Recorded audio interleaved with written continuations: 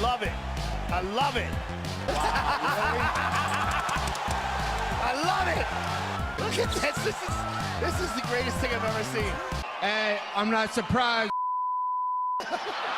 What's up, guys? Leighton here for UFC Gambling Addicts, back again with another insight video, and this will be for the Boston card, which is fast approaching for Friday night.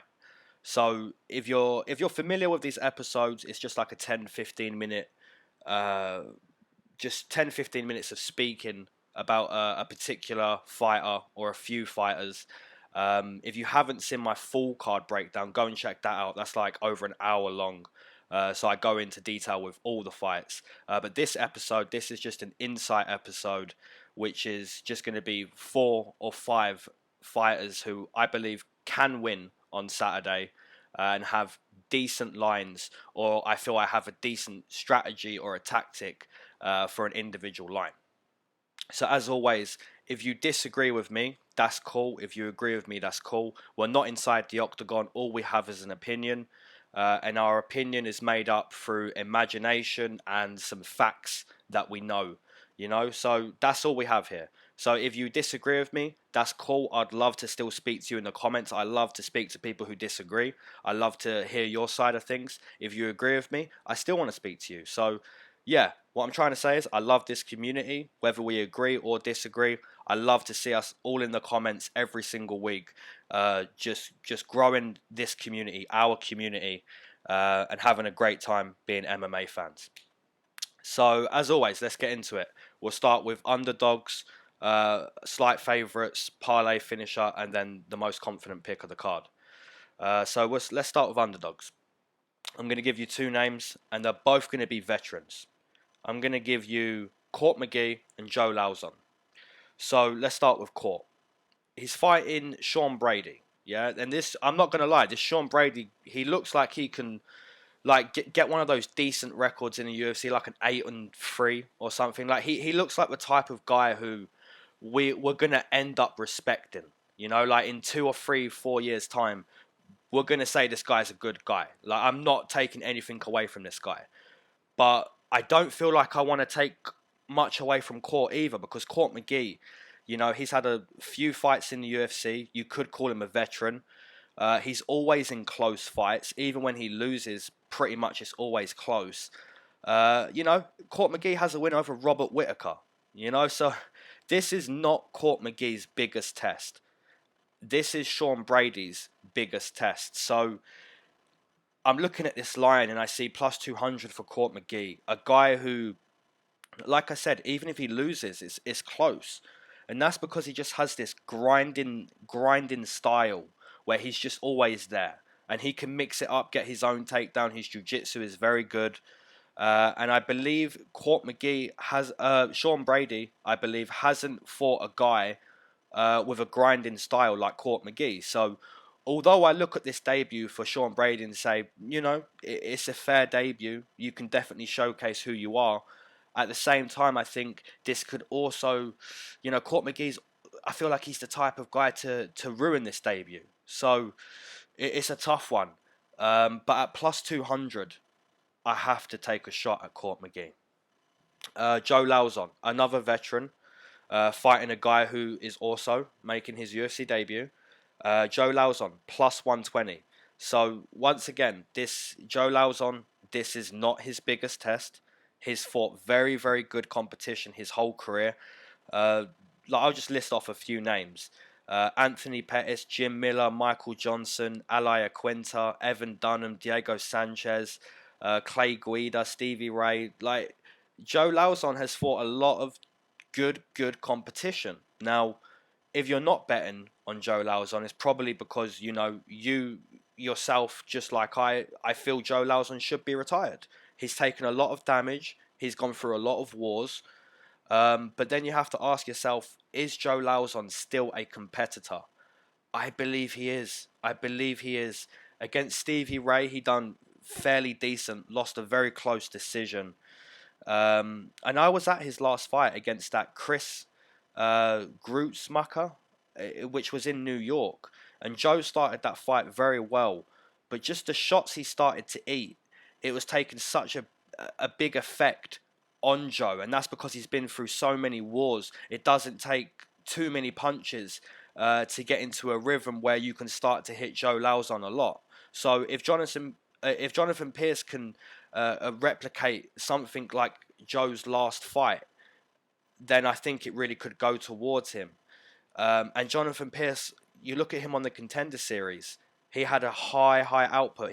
He landed over 160 significant strikes. So the UFC are putting 2 and 2 together. They're looking at this like, well, Jonathan Pierce landed a high amount of strikes on his Contender Series fight, and Joe Lauzon took a high amount of strikes in his last fight. So they're thinking, well, if Jonathan Pierce can redo that, that's going to look great. And at the same time, they're saying, well, Joe Lauzon, let's give him a real step down in competition and let's see if he's still a competitor. So it's a win-win for the UFC here. And I believe, there is a few people taking Joe and there's quite a few people taking Jonathan Pierce, and neither are a bad pick. But at plus 120 and a huge step down in competition for Joe Lauzon, I'm willing to take that shot. Okay, moving on into slight favourites. 2 names. Macy Barber and Karl Bochniak. Both of these are like minus 135. I like their lines. I think they're very decent lines for favourites. Let's start with Macy. So she's going to be fighting Gillian Robertson. I believe she can stand with Gillian, and I believe she can grapple with Gillian. So looking at Macy's last fight against JJ Aldrich, she proved a lot to us, right? She failed with her takedowns, which is what she's trying to do in there. She's looking to grapple. She's looking to show you, I'm a much stronger girl. I'll take you down. I'll beat you up. But that failed. And she had to get it done on the feet. And she got it done on the feet. She landed some big overhands on JJ Aldrich.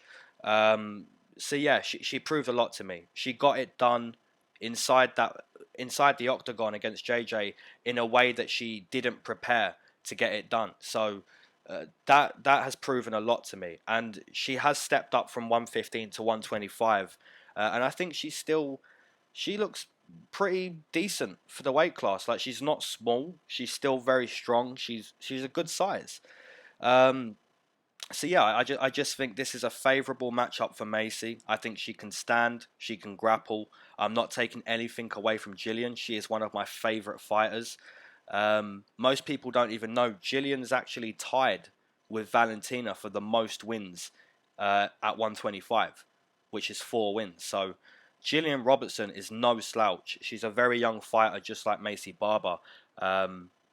But Gillian, she's a jiu-jitsu practitioner. I think if Macy really starts to put it on her, on the feet, she's going to score some big shots. And I think Macy is strong enough to not get submitted.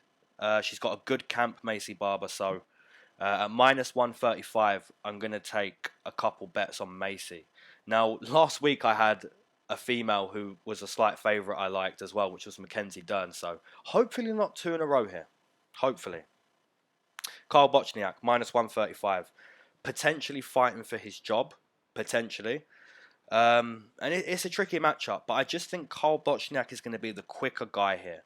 He's going to be just quicker in there. Quicker to the shot.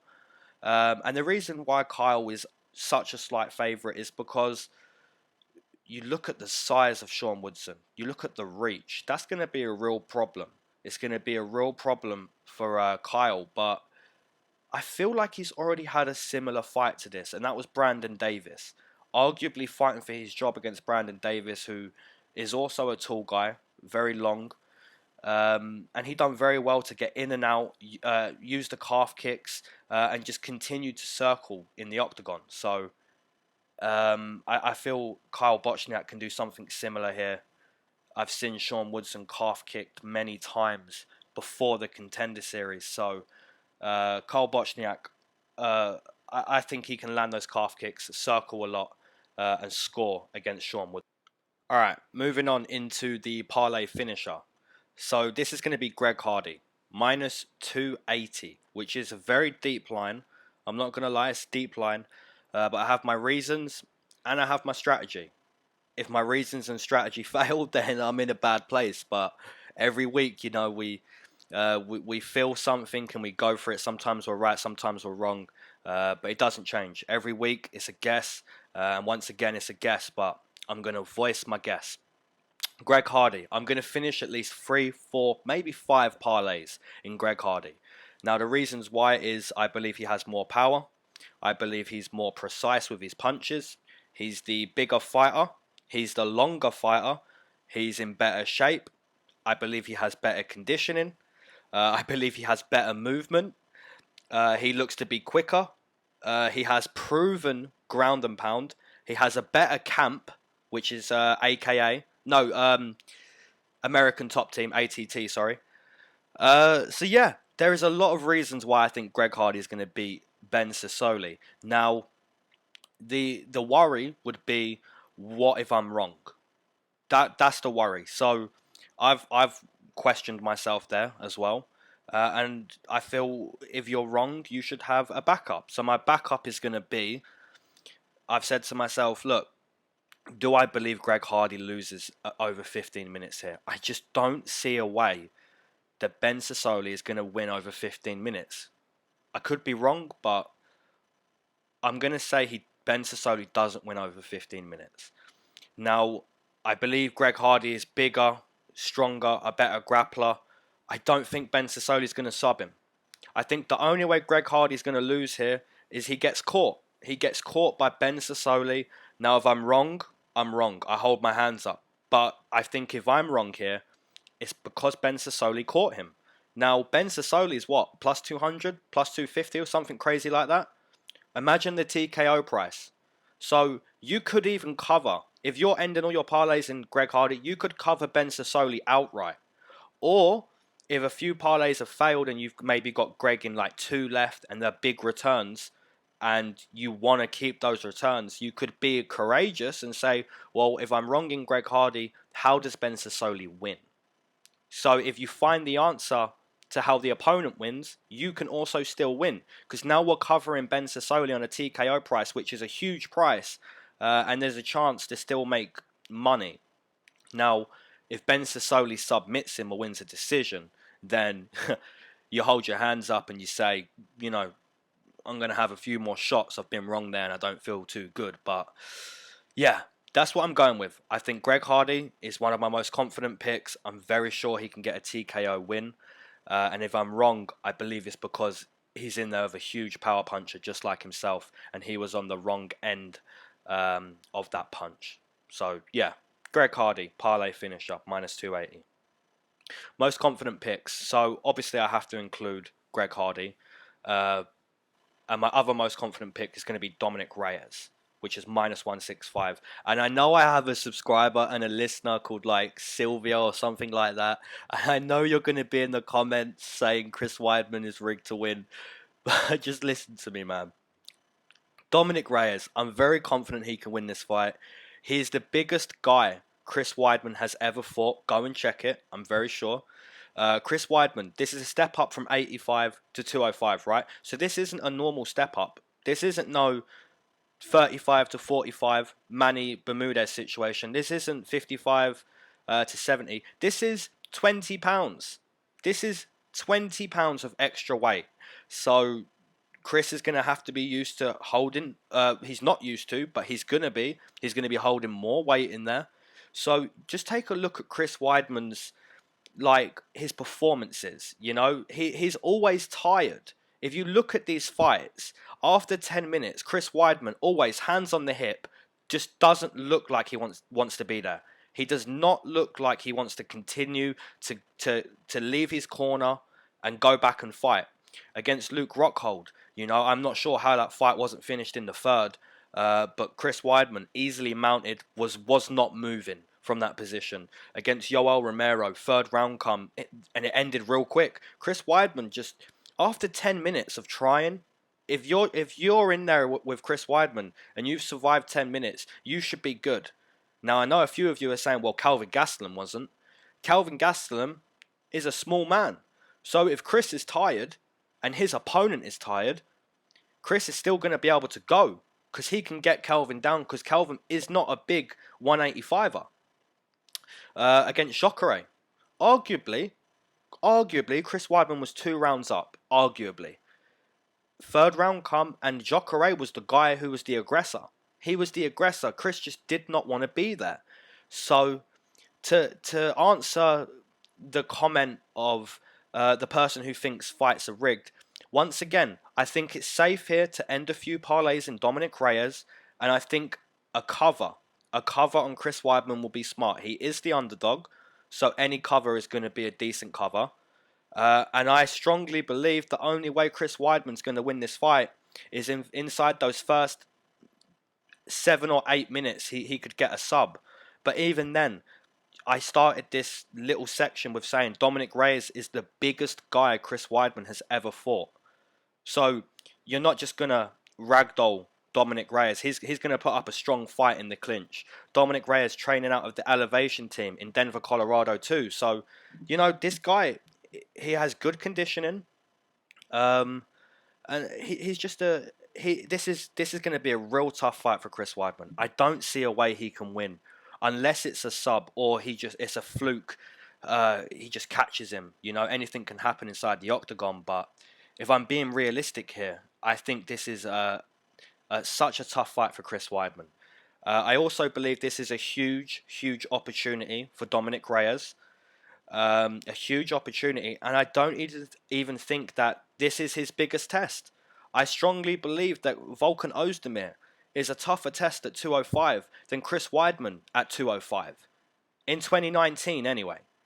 So yeah, this, you know, if you're ending your parlays in Chris Weidman, like I said at the start of this, do that. I can be wrong. I might be wrong. I might be right. Who knows? But yeah, put your comments down below, guys. Let me know your underdogs, your parlay finishers, slight favourites, and your most confident pick. As always, I appreciate you guys and I love you. Peace.